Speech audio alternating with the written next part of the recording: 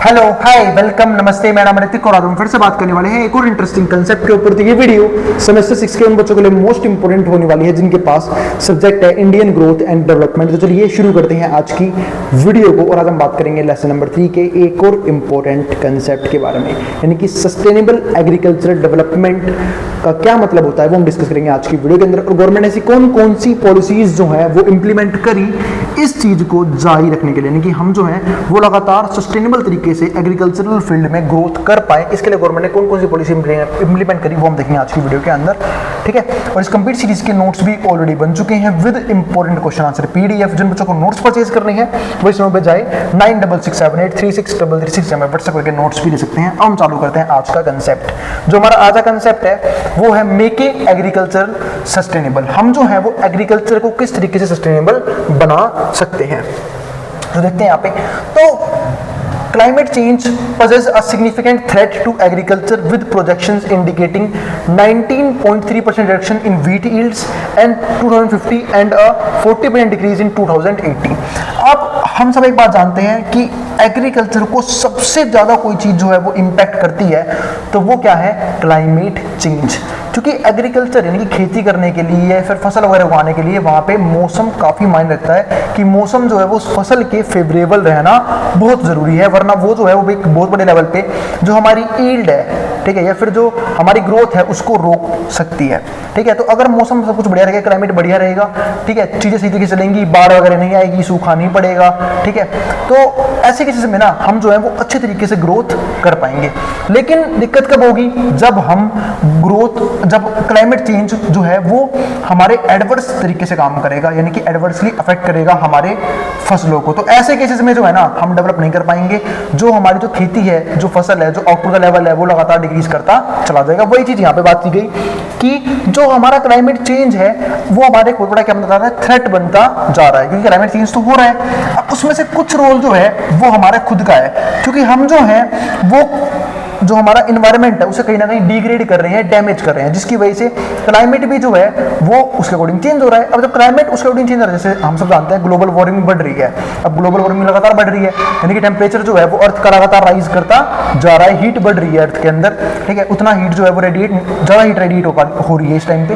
तो इन सब चीज़ों की वजह से जो है ना कहीं इसका असर जो है वो हमारे इन्वायरमेंट के ऊपर पड़ रहा है, और जब इन्वायरमेंट के ऊपर पड़ रहा है तो उसका असर जो है हमारी प्रोडक्शन पे भी नजर आएगा फ्यूचर में। तो वही चीज यहाँ पे बात की गई है कि जो 19.3 है ना, ये देखने को मिला रिडक्शन, कमी किसकी, वीट की यील्डिंग में, कब 2050 में, और 2080 में 40% से जो है हमारी यील्डिंग जो है कम हो जाएगी। तो उस टाइम पे जो है ना वो सर्वाइवल थोड़ा और मुश्किल हो जाएगा। क्यों मुश्किल हो जाएगा, क्योंकि भाई जब खाने के लिए पैसे ही नहीं बचेंगे, सॉरी खाने के लिए पैसे बोल रहा हूँ, खाने के लिए अनाज ही नहीं बचेगा तो पैसे तो हम खाएंगे नहीं, ठीक है। तो ऐसे केसेस में क्या होगा, जो भी हमारा इकोनॉमिक लेवल है वो भी काफी ज्यादा बड़े लेवल पे डैमेज हो सकता है।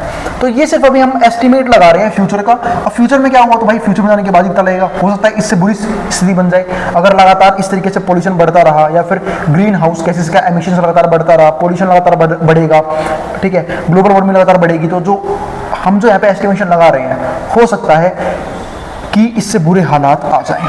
लेकिन अब एक पॉइंट यहाँ पे ये भी बनता है कि चलो तुमने फ्यूचर प्रेडिक्ट किया है, हो भी सकता है कि अगर हमने अभी चीज़ों को रोक लिया, जैसे कि हम जो है वो अपने एनवायरमेंट को डैमेज करना बंद कर दें, क्लाइमेट जो है वो चेंज होना बंद हो जाए, तो जो चीज़ें हैं वो पॉजिटिव भी नजर आ सकती हैं। तो ये तुमने बात करी नेगेटिव की, पर पॉजिटिव भी यहाँ पे हो सकता है अगर इंसान थोड़ा सा सुधर जाए और समझदारी से हमारे एनवायरमेंट की चीज़ों को, रिसोर्सेज को यूज करे। अब जो हमारे पास अगला पॉइंट आता है वो क्या आता है, की इनिशिएटिव्स। अब कौन कौन से हमारे की इनिशिएटिव हैं वो देखते हैं इस चीज को लेके। पहला क्या आता है, इरिगेशन, जो कि सबसे इंपॉर्टेंट चीज है एक खेती के लिए, यानी इसको क्या बोलते हैं, पानी की नीड। अब फसल उगाने के लिए पानी की नीड पड़ती है। अब पानी भी क्या समझे, प्रॉपर वाटर, क्या कि भाई ना तो इरिगेशन कम मात्रा में हो, कम मात्रा में होगा तो प्लांट सूख के खत्म हो जाएंगे, ज्यादा मात्रा में होगा तो प्लांट जो है बह जाएंगे। तो दोनों में ही जो है वो प्लांट जो है वो थ्रेट के अंदर रहते हैं, नुकसान होता है प्लांट को। तो इरिगेशन जो है उसके लिए प्रॉपर सिस्टम डेवलप होने बहुत जरूरी है, ताकि प्लांट्स को जितने पानी की रिक्वायरमेंट है उसे उतना पानी मिले। इसलिए हम बोलते हैं ना कि अगर कभी सूखा आ गया तो जो हमारी फसल बर्बाद हो सकती है, कभी बाढ़ आ गई तो भी हमारी फसल बर्बाद हो सकती है। तो दोनों चीजें जो है ना वो कहीं ना कहीं इंपैक्ट डालती हैं किसके ऊपर, फसलों के ऊपर। तो वही चीज इरिगेशन के लिए कुछ गवर्नमेंट ने भी इनिशिएटिव्स लिए। पहला था क्या था कि National Mission for Sustainable Agriculture, ये चलाया गया, इसको हम क्या बोलते हैं, NMSA, as a part of National Action Plan on Climate, जिसको हमने क्या बोला था, National Action Plan on Climate. और ये क्या था हमारा, एनएपीसीसी, जिसको हम भी बोल रहे थे, ठीक है। तो NMSA aims to enhance resilience of Indian agriculture to climate change. और इसका ये काम था कि हम जो है वो क्लाइमेट चेंज के जो खिलाफ है थोड़ा सा रेजिलेट हो पाए, या फिर क्लाइमेट चेंज जो है उसको थोड़ा सा यहाँ पे क्या कर पाए, ठीक कर पाए। तो वो चीज़ थी इस मुहिम के अंदर कि क्लाइमेट चेंज जल्दी से ना हो, और अगर क्लाइमेट चेंज हो भी रहा है तो उसके हिसाब से कैसे रिएक्ट करना है वो हमने इस मिशन के तहत डिटरमाइन किया था। तो ये पॉइंट काफी इंपॉर्टेंट बनता है। दूसरा यहाँ पे एक चीज हो रही, the rainfed area development RAD program launched under the NMSA, ये भी एनएमएसए के तहत ही लगाया था। एनएमएसए क्या था, national Mission for Sustainable agriculture, की एग्रीकल्चर जो है वो सस्टेन्ड होना बहुत जरूरी है, खासकर इंडिया जैसी वाइल्ड बोल रहा हूँ, ठीक है, वाइड पॉपुलेशन के लिए, है ना। जैसे इंडिया में क्या है, बहुत ज़्यादा बड़ी पॉपुलेशन है, तो अगर इंडिया में फसलों में कभी भी गिरावट आती है ना, प्रोडक्शन में कमी आती है, तो कहीं ना कहीं हमारी इकोनॉमिकली हालत जो है बहुत खराब हो जाती है। क्योंकि खाने के लिए पैसे, भाई खाने के लिए जब अनाज ही नहीं बचेगा तो पैसा होकर होएगा, ठीक है। तो पैसे अगर है भी तो फिर जो है लोग जो है वो महंगे में भी प्रोडक्ट खरीदते हैं, जिसकी वजह से क्या होता है, हमारे जो इकोनॉमिकली जो है हम काफ़ी ज़्यादा पीछे आ जाते हैं। क्यों? क्योंकि जब हम महंगी रेट पे चीज़ों खरीदेंगे तो इन्फ्लेशन भी तो राइज करेगा, तो वो भी चीज़ है यहाँ पे। तो वही चीज़ यहाँ पे है, the rainfed area development RAD program launched under NMSA focus on increasing productivity and reducing climate related risk. तो इनका काम कहता है कि जो प्रोडक्टिविटी है उसको इंक्रीज किया जाए, दूसरा रिड्यूसिंग क्लाइमेट रिलेटेड रिस्क, और जो भी हमारे क्लाइमेट से रिलेटेड रिस्क है उसको कर पाए हम कम कर पाए, ठीक है। तो ये पॉइंट आ गया हमारे पास यहाँ पे। दूसरा पॉइंट हमारे पास क्या है यहाँ पे, प्रधानमंत्री कृषि सिंचाई योजना। अब ये प्रधानमंत्री कृषि सिंचाई योजना क्या थी वो भी देख लेते हैं, PMKSY बोलते हैं हम इसे। This initiative promotes expansion of irrigated areas. तो जो ये वाला इनिशिएटिव है ये प्रमोट कर रहा है किस चीज को, एक्सपेंशन ऑफ इरिगेटेड एरियाज, की जो भी हमारे इरिगेटेड एरियाज हैं वो क्या हो यहाँ पे बढ़ जाए, एंड इम्प्रूव्स वाटर एफिशिएंसी, और वाटर की जो एफिशिएंसी है वो बढ़ाई जा सके, यानी कि प्लांट को किसी भी तरह की वाटर को लेकर दिक्कत ना आए, उसी को हम यहाँ पे काउंट कर चलते हैं। तो इसलिए हम क्या बोलते हैं, प्रधानमंत्री कृषि सिंचाई योजना ये चलाई गई कि पानी की दिक्कत हम प्लांट्स को नहीं आने देंगे, यानी कि पानी की वजह से किसी तरह की प्रॉब्लम नहीं आएगी प्लांट्स को प्रोडक्टिविटी को लेके। तो वो चीज थी, वो इस मुहिम पे डिसाइड किया गया। And improve water efficiency, it includes 2 major components. इसके अंदर 2 मेजर कंपोनेंट्स थे, कौन कौन से, the accelerated irrigation benefit program AIBP, कि भाई जो है हम जो है वो इरिगेशन को काफी तेजी से बढ़ाएंगे, ठीक है, ताकि प्लांट्स के पास प्रॉपर वाटर हो और वो इस तेजी से ग्रो कर पाए, ठीक है। तो वो चीज थी यहाँ पे। एंड हर खेत को पानी, अब देखो ये भी क्या था, HKKP, ये भी एक मुहिम थी, हर खेत को पानी। भाई पानी की दिक्कत हम किसी भी खेत को नहीं आने देंगे, इसलिए हम एक बात भी करते हैं कि यहाँ पे ना गवर्नमेंट ने एक इनिशिएटिव लिया था, उन्होंने पावर सप्लाई जो है वो फ्री कर दी थी, किनके लिए, फार्मर्स के लिए। क्योंकि जो भी फार्मर्स है जिनके आसपास नदियां वगैरह नहीं है या फिर वेल वगैरह, कुएं वगैरह नहीं है, ठीक है, तो वो एक काम कर सकती है, वो लोग ट्यूबवेल्स यूज कर सकते हैं सिंचाई करने के लिए, इरिगेशन करने के लिए।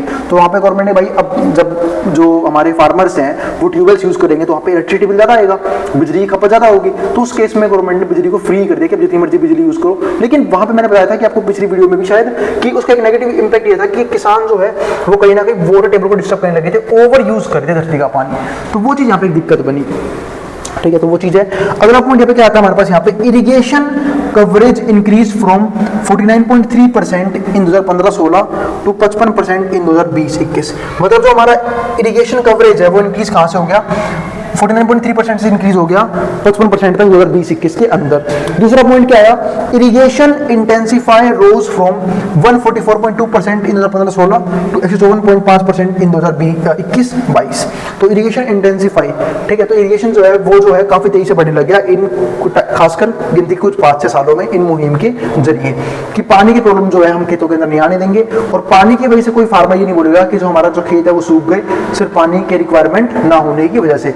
अब इससे उससे क्या पता है क्या फर्क हुआ कि हमारी जो है ना क्लाइमेट पे डिपेंडेंसी भी कम हो गई, क्योंकि जब और रिसोर्सेज आएंगे जिनके थ्रू हम वाटर को यूज कर सकते हैं खेती करने के लिए, तो होगा क्या, हमें बारिश के ऊपर डिपेंडेंट नहीं रहना पड़ेगा। हाँ, लेकिन अगर कभी बाढ़ वगैरह आई तो भाई वो तो फिर एक्सेसिव वाटर आया, उसको तो भाई रोकने के अच्छे तरीके है नहीं, ठीक है। तो वो जो है कहीं ना कहीं दिक्कत कर सकते हैं, फसलों को बर्बाद कर सकते हैं। लेकिन पानी की कमी की वजह से जो है वो प्लांट्स को कोई भी दिक्कत नहीं आएगी, वो यहाँ पे गवर्नमेंट ने इंश्योर कर लिया था इन पॉलिसीज के तहत।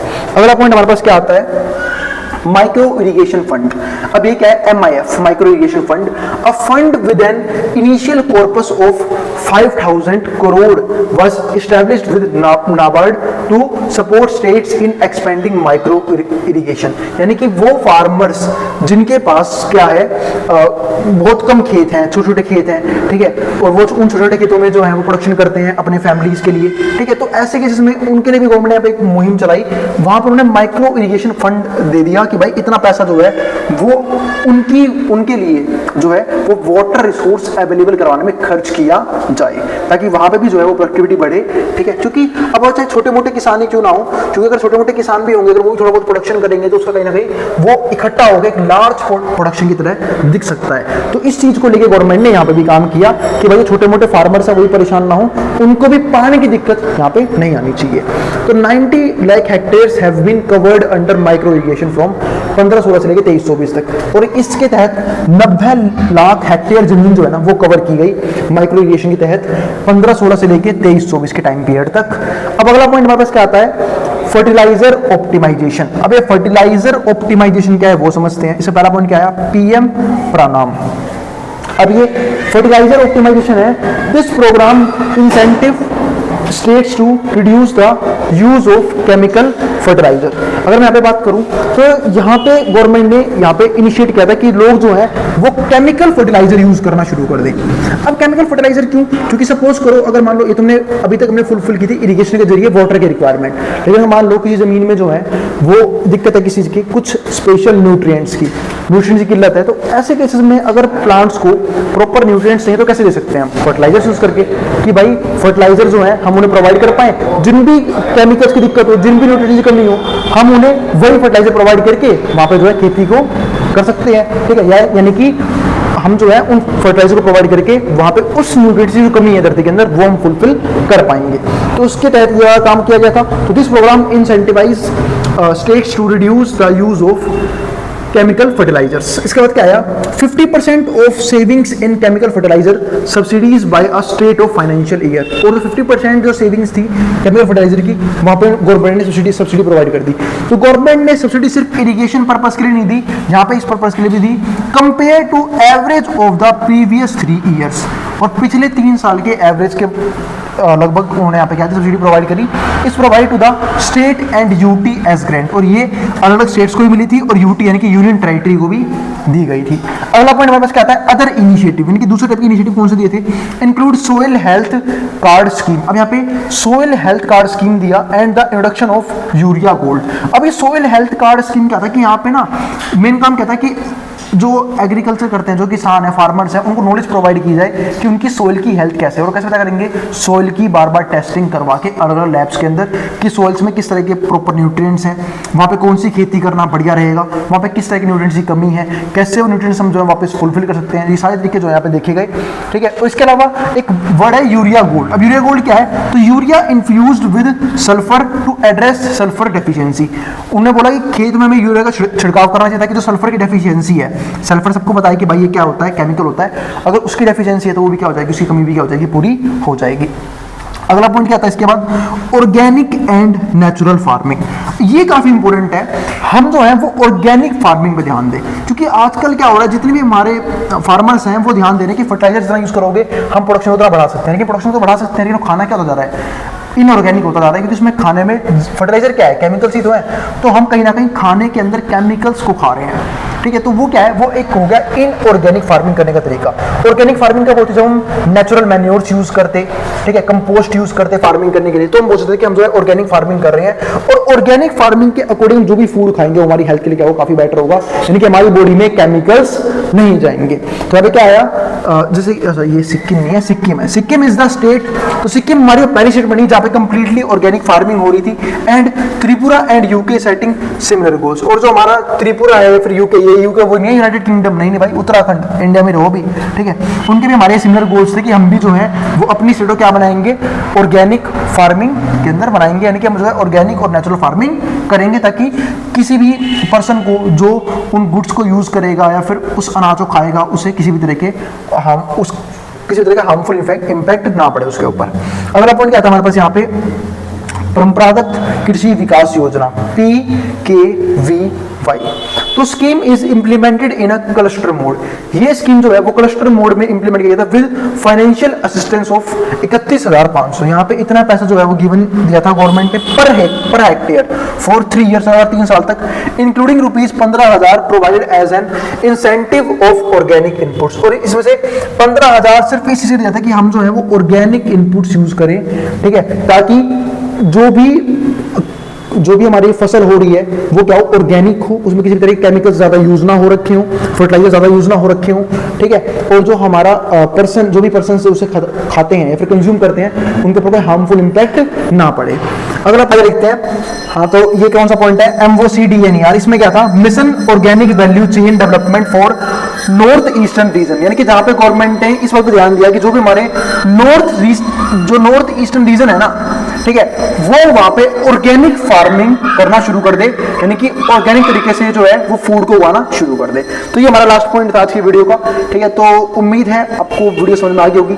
तो सस्टेनेबल डेवलपमेंट के ऊपर बात कर रहे हैं, जैसे टॉपिक में आया था मेकिंग एग्रीकल्चर सस्टेनेबल, तो इसके तहत गवर्नमेंट ने से सारे वो इनिशिएटिव लिए जिसके जरिए हम जो है वो एग्रीकल्चर प्रोडक्शन को फ्यूचर में भी सस्टेन कर पाए। यानी कि हम सब जानते हैं कि हम जो है वो एग्रीकल्चर जो हमारा सेक्टर है, यानी कि जो हमारा प्राइमरी सेक्टर है वो वेल डेवलप्ड है, अच्छी प्रोडक्शन हो रही है, ठीक है, लेकिन वो प्रोडक्शन सस्टेन करना काफी इंपॉर्टेंट था। इसके लिए गवर्नमेंट ने ये इनिशिएटिव्स लिए कि ऐसा ना हो कि किसी भी रीजन की वजह से जो हमारी प्रोडक्शन है वो धीरे धीरे क्या हो जाए, कम होनी शुरू हो जाए। अगर ऐसा हुआ तो उसके बहुत बड़े इंपैक्ट जो हमें देखने पड़ेंगे किसमें, फ्यूचर में, क्योंकि डिमांड जो है वो ज्यादा ही रहेगी पॉपुलेशन ज्यादा होने की वजह से, ठीक है, और अगर हम उस डिमांड को फुलफिल नहीं करेंगे तो हो सकता है कि जो हम जो है वो इकोनॉमिकली वापस डिप्रेशन की तरफ बढ़ना शुरू कर दें।